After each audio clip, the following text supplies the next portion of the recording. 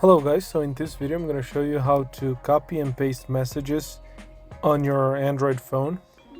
So I have this message here, and the way to go about copying it, you just tap and hold, and up here you will see this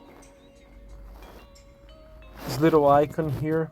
If you tap it, the message will be copied to the clipboard, and then when you want to paste it, you just tap where you want to paste the message and hold, and you should see the paste button.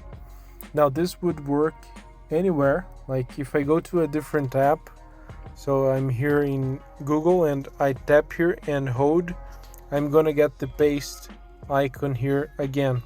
And then if I want to copy from Google, the same thing applies. So I simply tap and hold, and I get the copy button here.